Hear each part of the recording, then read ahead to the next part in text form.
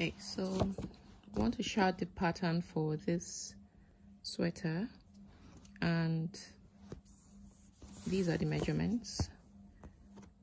The width is usually the first thing I chart, and your width here is 37 inches. So I'm assuming that this is the body width. If it's the body width and then he wants the sweater to be close fitting, we're going to add 2 inches to that, so it's going to become 39 inches. And this is a round width, so both front and back. Okay, and then to get just the front, we'll divide this by 2, and that will give us 19.5 inches here. But in case I misunderstood, and this is actually the body plus allowance, then you can just divide this by 2 to get the width. All right. Then the other thing is the length of the rib. Personally, I would like to use 2 inches at least for adult sweaters, but this is up to you, this length here. And then we have the rib to the armpit as 14 inches. I'm going to mark that. And then the armpit to the shoulder is 9 inches. So, okay, so I see that the length is 25. So that means if I add 14 plus 9, that's 23. Yes, so yeah, this is good. You have 2 inches here, 14 inches here, 9 inches here. We've got the length. The other length we need is the neckline depth. The neckline depth, we said it's 5 inches here. So I'm going to mark that. But if you intend to, with this 5 inches, when you knit the neck band, it's going to bring your neckline really close to the collarbone. And if that's not what you want, then we should allow space for the neckband by increasing this depth by 1 inch to make it 6 inches. But if the person doesn't mind having the V-neck really close to the collarbone, to the neckline, then we can leave it at 5 inches. And then the width for adults, I've seen that 6 inches usually works, especially since there will be a neckband to pull it closer to the neck. All right, so this is our measurements now put into the sweater, and this is our gauge that we're going to use to recalculate these measurements into stitches and rows. So now what I've done is I've taken the gauge. The gauge is 12 rows in an inch and 7 stitches in an inch, and I've used that to convert the width to stitches. Multiply 19.5 by 12, convert it to stitches. This was approximately 137 stitches. The width at the neck is 42 stitches. 6 times 7. Did I say multiply this by 12? Multiply by 7. 7 is the stitch gauge, so multiply the width by the stitch gauge, then the length by the row gauge. Okay, so at this point I got the length of the armhole, 9 times 12, that's 108 rows. The length, the depth of the neckline, 5 times 12, that's 60. And then I also found the difference between this length and this length here, so that I would know how many rows to knit from when I start the armhole shaping to when I start the neckline shaping, and that's 48. So subtract 60 from 108, you get 48. All right, and then the next thing that we're going to do is determine how we're going to do this shaping here and this shaping here. Okay,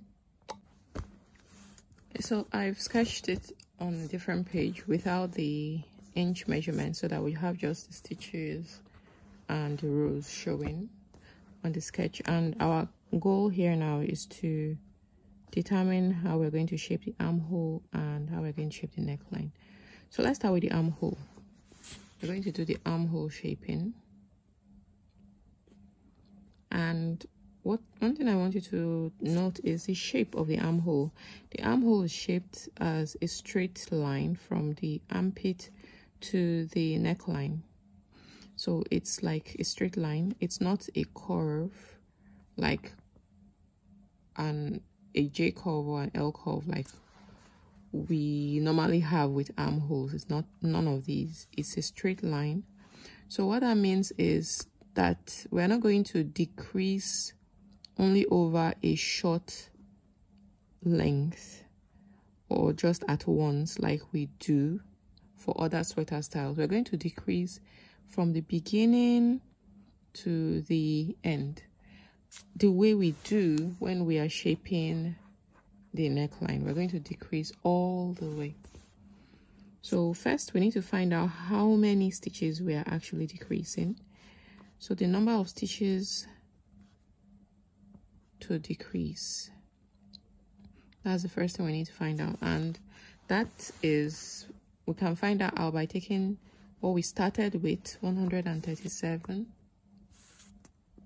stitches, and subtracting what we're going to be left with when we finish decreasing. So when we finish decreasing the armhole, especially for the back, now just let's imagine that it's the back and we don't have this neckline shaping to deal with. When we finish decreasing, excuse me, we're going to be left with the 42 stitches for the back neckline. That's all we'll be left with.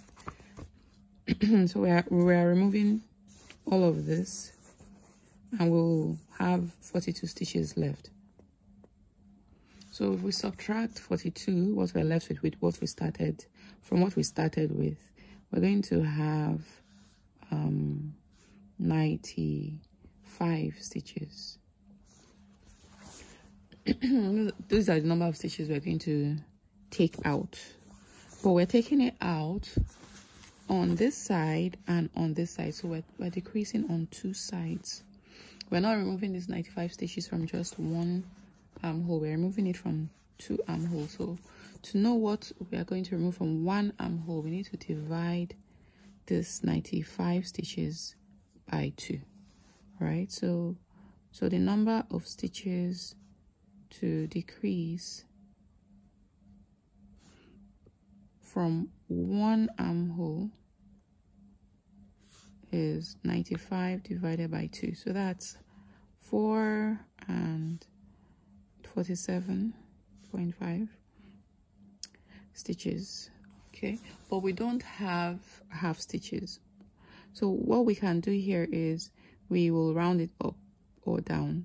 So we can say we're going to decrease approximately 48 stitches from one armhole. So this is going to actually, okay, so I was saying this is going to actually affect the values we have here, because if we say we make this 48 stitches, we are removing from here, and 48 stitches we are removing from over here, our total now will be 138 stitches actually. So that's, we're going to modify what we start with so that there will be no discrepancies. Okay, so we figured out how many stitches we are taking away, and now we need to decide, we need to calculate how we are removing these 48 stitches. So the way to do that is the same way you shape your neckline. You look at how many rows are you removing these 48 stitches over. You're removing 48 stitches from over 108 rows, from the armhole to where the neckline ends, to the shoulder. Right, so you're removing it over 108 rows. So we are decreasing 48 stitches over 108 rows. So to determine how many rows we will knit before we reduce one stitch, we're going to take the number of rows and divide it by the total number of stitches. Okay, so number of rows to knit before decreasing 1 stitch. That will be 108 number of rows divided by 48. Okay, and let me grab my calculator and calculate that, and I'll be back shortly.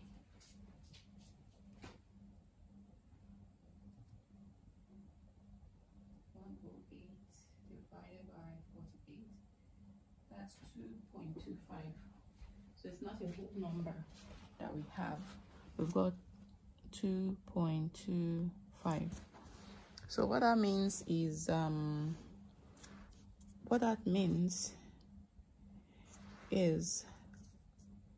we need to make it a whole number because we do not have fractions of rows, and because our fraction is less than half, it's not above 2.5, I would first look at decreasing 1 stitch every 2 rows. So let's say we are approximating this to 2 rows. Okay, so we are decreasing 1 stitch every 2 rows. What that means is that we will not actually get to row 108 before we have finished decreasing 48 stitches, because if we are knitting 2 rows and then taking out a stitch, by the time we have taken out 48 stitches, we will only be at 2 times 48. 2 rows, 1 stitch, 2 rows, another stitch. By the time we've done 2 rows and 48 stitches have gone out, that's 2 times 48. That's row 96.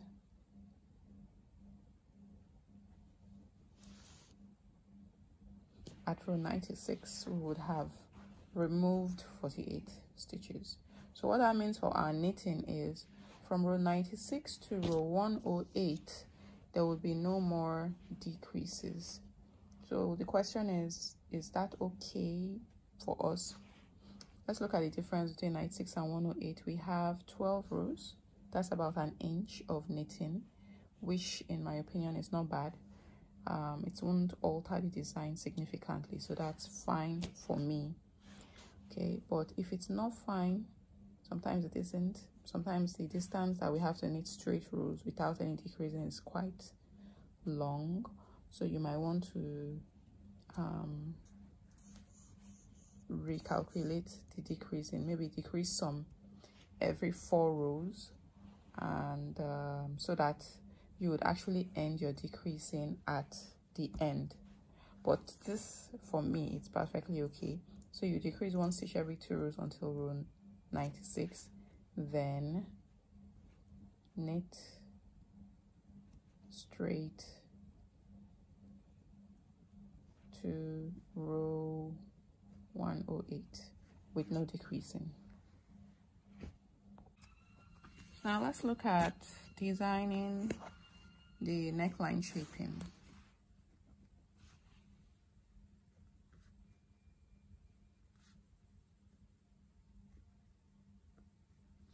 All right, so for the neckline, we have a width of 42 stitches, and because we only shape one side at a time, we're going to divide that into 2. So on each side we've got 21 stitches, which we are going to reduce over 60 rows. So we are reducing 21 stitches over 60 rows, and what that means is that we're going to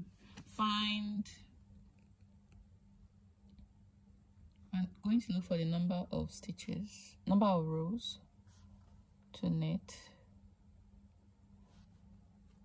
before reducing 1 stitch. Okay, and to do that, we will divide the total number of rows we're knitting by the total number of stitches we want to reduce, and that's going to give us approximately 3 actually. It won't be up to 3 because we've got 21. If this were 20, we would have a perfect 3. So now this makes me want to reduce this to 20. So this is how you make modifications when you design. I think that I would rather reduce this to 20 so that I have 3 rows. Perfect. And so I'm going to take this and make it 20, and this will be 40. So that means we're going to have like a 1 stitch left on our needles by the time we finish over here. Okay, so I'm going to decrease 1 stitch every 3 rows. All right, so now this is a bit tricky when you're going to do this decrease, because remember for the armhole you're decreasing 1 stitch every 2 rows for the armhole, and over here you're decreasing 1 stitch every 3 rows. So that means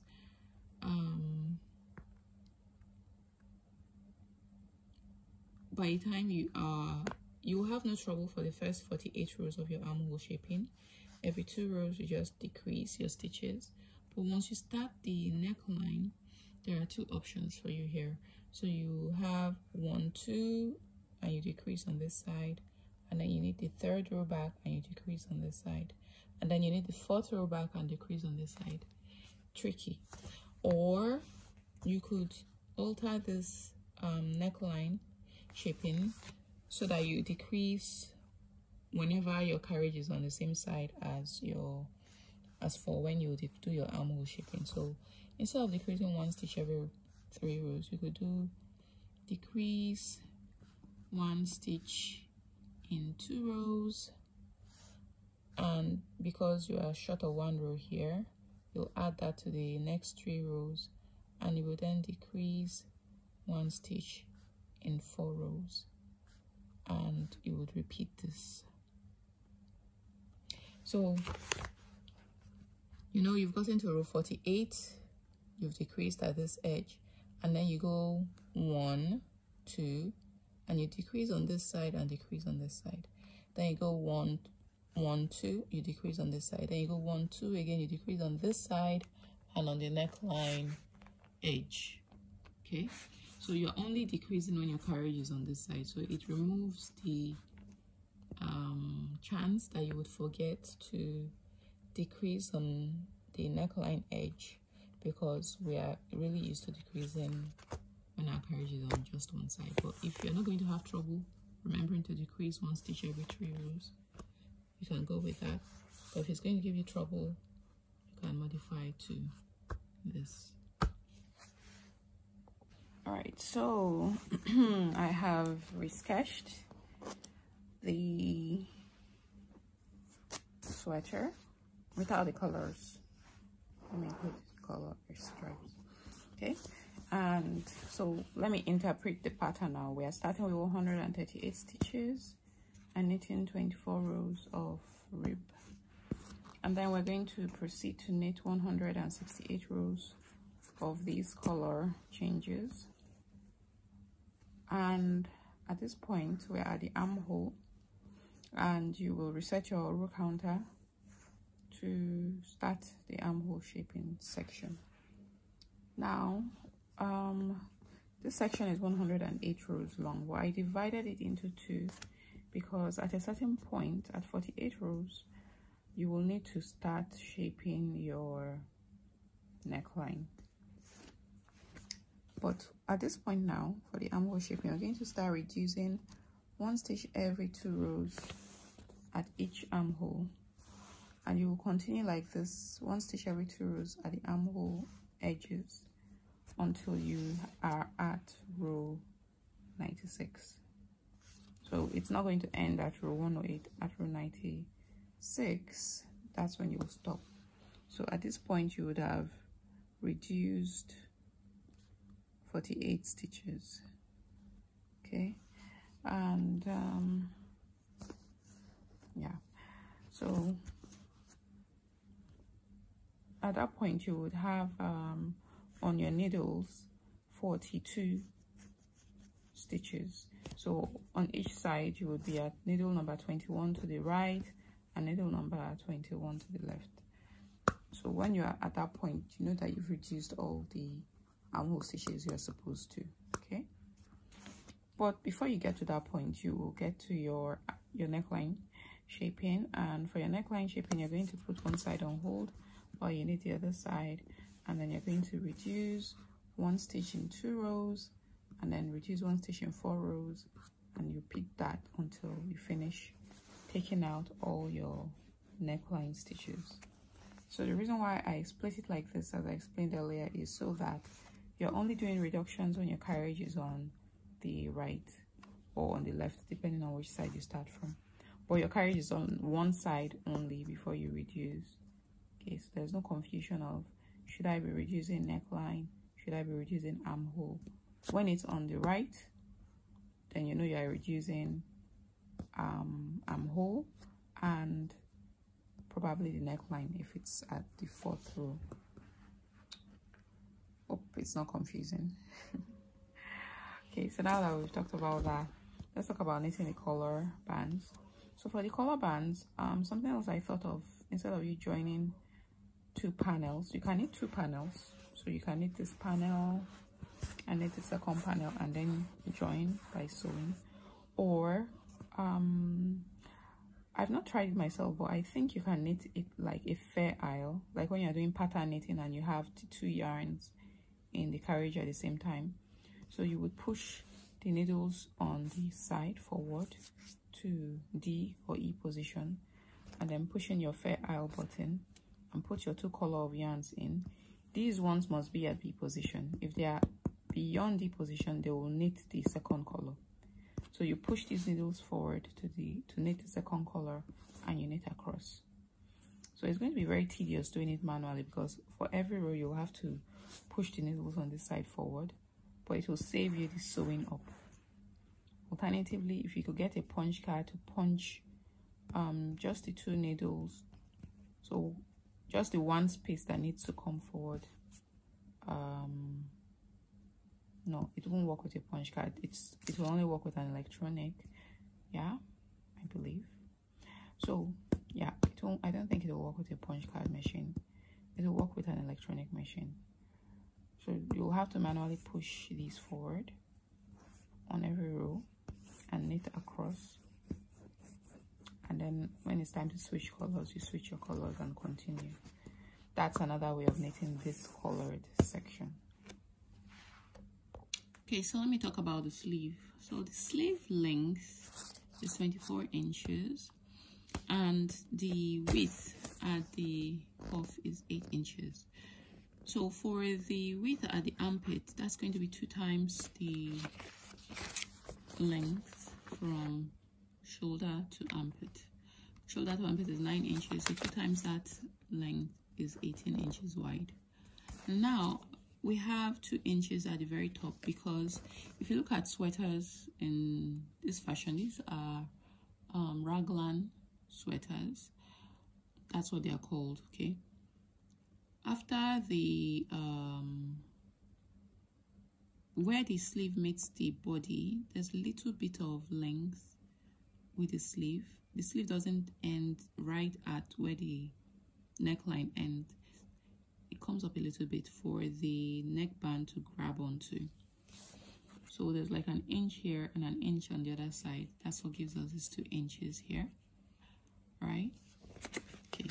Then for the length, I've made the rib cuff here 2 inches. And then if you look at your size guide, for this size, you'll notice that the arm length to underarm is 18 inches. So that's from the cuff to the armpit, 18 inches. So that makes this 16 inches. And then the rest of it you can get by subtracting this 18 inches from 24 to give you 6 inches. All right. So now the shaping for this sleeve, it's a straight increase from the cuff to the armpit. So once you convert all the measurements into stitches and rows, you can then find the increase here, because it's a straight increase from beginning to end here. And then over here, it decreases in a straight fashion. It's not curved like this. It's a straight decrease. So you would find the number of stitches here, the number of stitches here, and subtract the lower number from this one and divide by 2 to find out how many stitches you are decreasing. You're decreasing over this length. So you find out how many stitches you are decreasing over one, how many rows you are going to knit before you decrease 1 stitch. So you'll divide the total length here by the number of stitches you are decreasing to find out how many rows you'll knit before you decrease. So for the sleeve, it's really easy to chart the increase and decrease. Okay. Then the other thing that you need is the neckband, and your neckband goes over 6 inches and 5 inches and then 5 inches. So your neckband length is like 6 plus 5 plus 5. It's a little bit more than this, but you can use this, and that's going to give you 16 inches. And if you convert that into stitches, you have 112 stitches. The problem you might have with using this as it is that the neckband might stand, it might not lay flat around the neckline.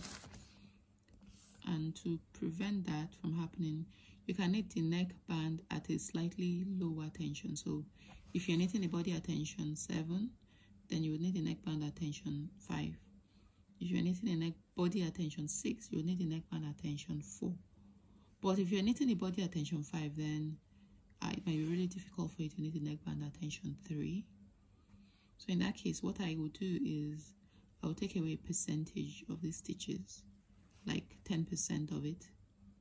10% of it is 11.2 stitches, which is approximately 12 stitches. So I'll take away 12 stitches, and that would leave me with 100 stitches. So that's what I would use for the neckband. So these are the options you have with the neckband.